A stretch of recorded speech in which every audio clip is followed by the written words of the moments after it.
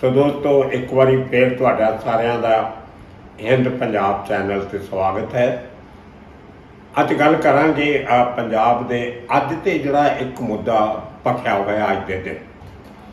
अज Punjab assembly का एक विशेष सदन की एक विशेष कार्रवाई हुई जिहदा मूल एजेंडा और कहूँ तो इक्को एजेंडा ये सी कि एक रेगूलेशन पास करना सी केंद्र सरकार के उस फैसले के खिलाफ जिस विच उन्होंने चंडीगढ़ के मुलाजमां नूं सेंटर सरकार के सर्विस रूल जिहड़े सी उहदे अंडर लैके आंदा।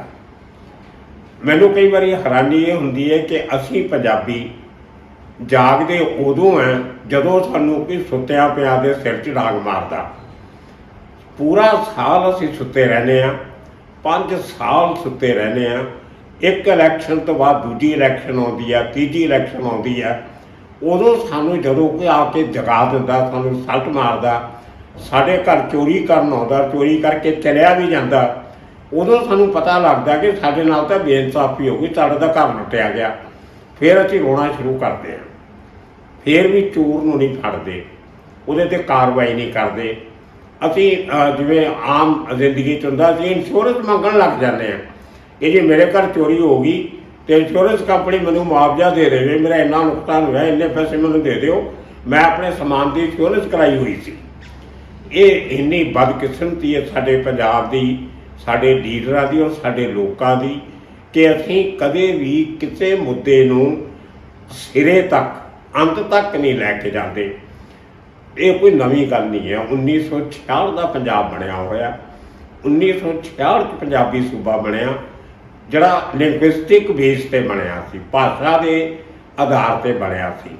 पंजाबी बोलते इलाके पंजाब विच आ गए, हरियाणवी मिक्स हिंदी बोलते इलाके हरियाणे चले गए और पहाड़ी भाषा बोलते इलाके हिमाचल प्रदेश चले गए।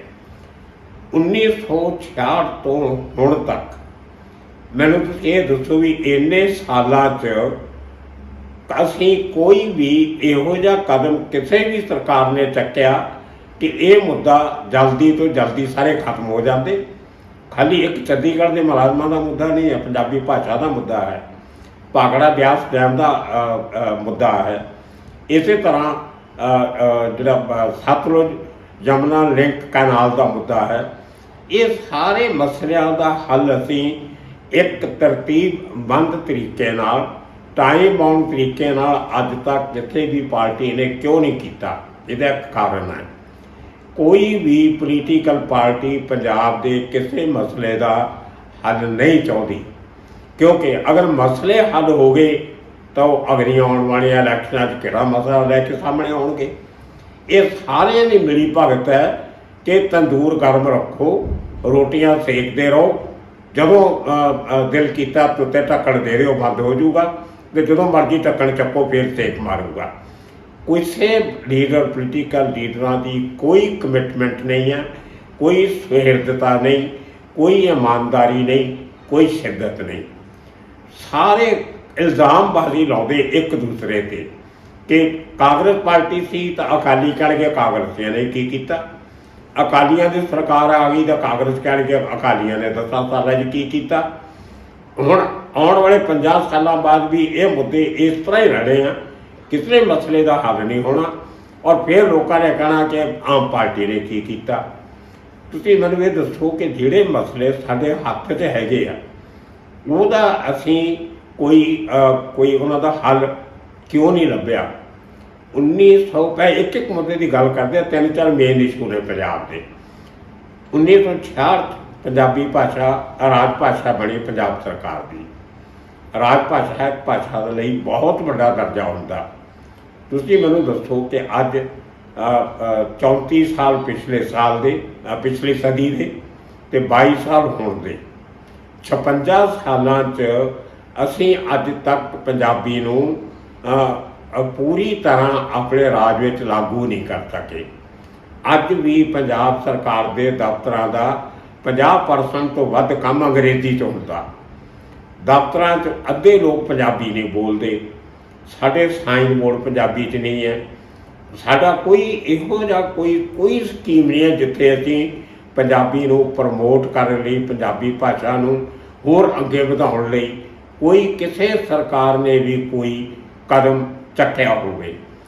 ਤੁਸੀਂ ਦੇਖੋ ਕਿ ਜਦੋਂ ਮਹਾਰਾਸ਼ਟਰ ਤੁਸੀਂ ਅੱਜ ਵੀ ਚਲੇ ਜਾਓ, Maharashtra international city state, Mumbai ਵਰਗਾ ਸ਼ਹਿਰ ਇੰਟਰਨੈਸ਼ਨਲ ਸ਼ਹਿਰ ਹੈ, ਦੁਨੀਆ ਦੇ ਵੱਡੇ ਸ਼ਹਿਰਾਂ 'ਚ ਇੱਕ ਗਿਣਿਆ ਜਾਂਦਾ। ਮੁੰਬਈ ਵਿੱਚ, ਪੂਨੇ 'ਚ, ਨਾਗਪੁਰ, ਔਰੰਗਾਬਾਦ, ਥਾਣਾ, ਇਹ ਜਿਹੜੇ ਵੱਡੇ ਸਿਟੀ ਨੇ ਮਹਾਰਾਸ਼ਟਰ ਦੇ, ਛੋਟੇ ਤਾਂ ਪਿੰਡਾਂ ਦੇ ਹਲਕਿਆਂ 'ਚ ਤਾਂ ਸਾਰਾ ਕੁਛ ਹੈ ਹੀ ਮਰਾਠੀ 'ਚ, ਲੇਕਿਨ ਜਿਹੜੇ ਸੋ ਕਾਲਡ ਕਾਸਮੋਪੋਲੀਟਨ ਸਿਟੀ ਹੈ ਉੱਥੇ ਵੀ ਤੁਹਾਨੂੰ 99% ਸਾਈਨ ਬੋਰਡ ਜਿਹੜੇ ਨੇ ਹਰ ਕਿਸਮ ਦੇ ਉਹ ਪਹਿਲਾਂ ਮਰਾਠੀ 'ਚ ਮਿਲਣਗੇ, ਉਹਦੇ ਥੱਲੇ ਅੰਗਰੇਜ਼ੀ ਲਿਖੀ ਹੋਊਗੀ ਜਾਂ ਹੋਰ ਕੋਈ ਭਾਸ਼ਾ ਤਾਂ ਹੁੰਦੀ ਨਹੀਂ, ਹਿੰਦੀ ਵੀ ਨਹੀਂ ਹੁੰਦੀ। ਮੈਕਸਿਮਮ ਜਿੰਨੇ ਸਾਈਨ ਬੋਰਡ ਹਰ ਕਿਸਮ ਦੇ ਦੁਕਾਨਾਂ 'ਤੇ, ਸਰਕਾਰੀ ਦਫ਼ਤਰਾਂ 'ਤੇ, ਪ੍ਰਾਈਵੇਟ ਦਫ਼ਤਰਾਂ 'ਤੇ, ਵੱਡੀਆਂ ਫੈਕਟਰੀਆਂ ਦੇ ਗੇਟ, ਜਿਹੜੇ ਮਾਈਲਸਟੋਨ ਸਾਡੇ ਹੁੰਦੇ ਆ ਉਹਨਾਂ 'ਤੇ, ਔਰ ਜਿੰਨੇ ਵੀ ਸਕੂਲ, ਕਾਲਜ, ਜੇ ਪੁਲਿਸ ਸਟੇਸ਼ਨ, ਜਿੰਨੇ ਵੀ ਅਦਾਰੇ ਨੇ ਪ੍ਰਾਈਵੇਟ ਅਤੇ ਸਰਕਾਰੀ, ਹਰ ਜਗ੍ਹਾ ਸਭ ਤੋਂ ਪਹਿਲਾਂ ਮਰਾਠੀ 'ਚ ਲਿਖਿਆ ਹੁੰਦਾ, ਉਹਦੇ ਬਾਅਦ ਥੱਲੇ ਛੋਟੇ ਅੱਖਰਾਂ 'ਚ ਅੰਗਰੇਜ਼ੀ 'ਚ ਲਿਖਿਆ ਹੁੰਦਾ। ਇੰਨਾ ਕੁ ਕੰਮ ਪੰਜਾਬ ਸਰਕਾਰ ਨੂੰ ਕਰਨ ਤੋਂ ਅੱਜ ਤੱਕ ਕਿਹਨੇ ਰੋਕਿਆ? ਇਹਦੇ ਲਈ ਤਾਂ ਕੋਈ ਦਿੱਲੀ ਸਰਕਾਰ ਦੀ ਪਰਮਿਸ਼ਨ ਲੈਣ ਦੀ ਲੋੜ ਨਹੀਂ, ਇਹਦੇ ਲਈ ਤਾਂ ਕੋਈ ਹਰਿਆਣੇ ਨਾਲ ਸਾਡਾ ਝਗੜਾ ਨਹੀਂ, ਕੋਈ ਹਿਮਾਚਲ ਨਾਲ ਝਗੜਾ ਨਹੀਂ।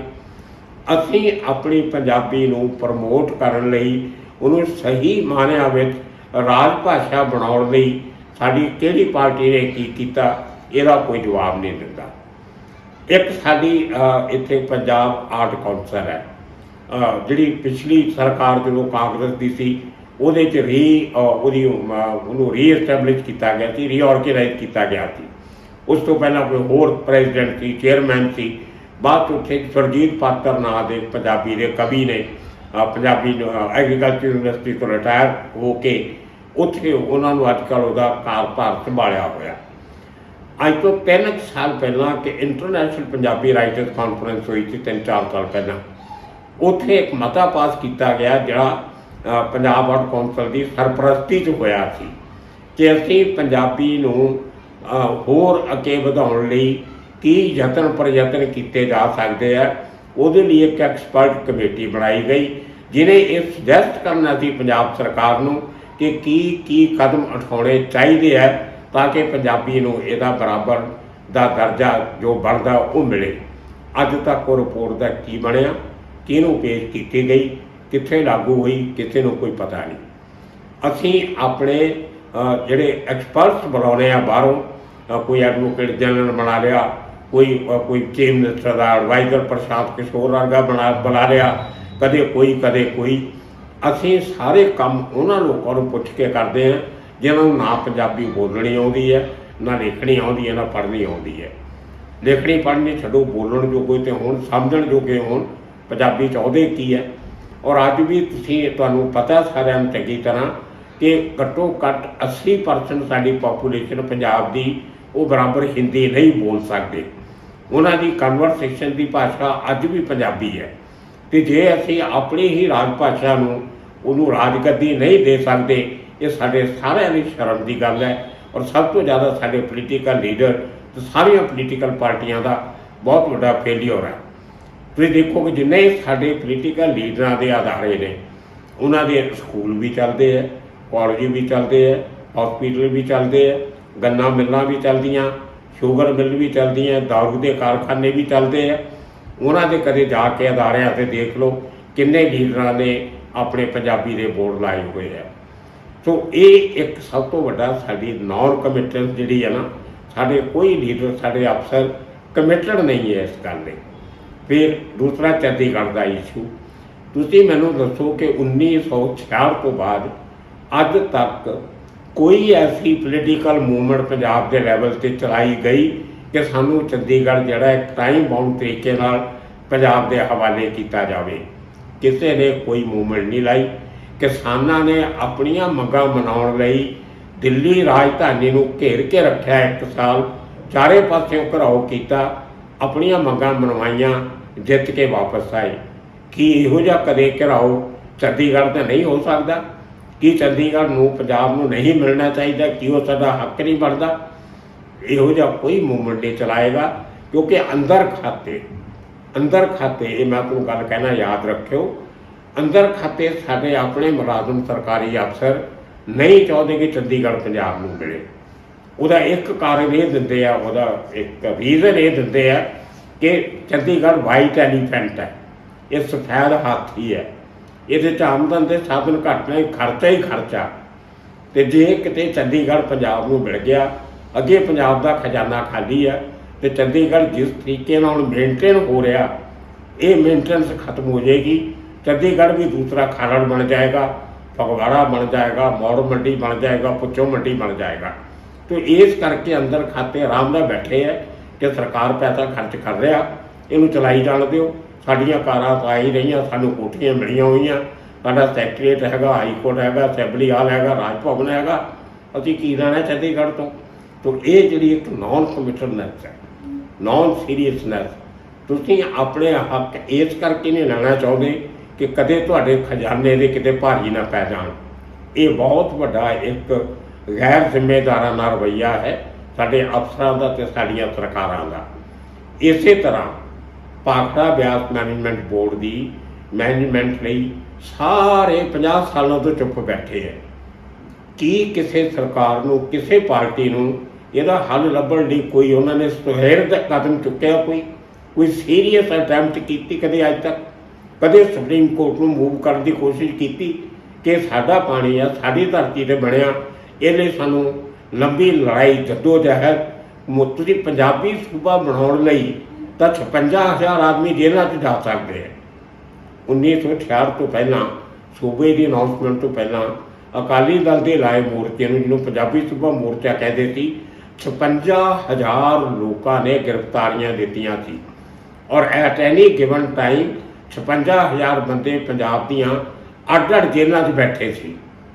वो लोगों की कुर्बानी असीं भुल गए। किसी ने उस तो बाद कोई मोर्चा नहीं लाया, कोई मूवमेंट नहीं चलाई।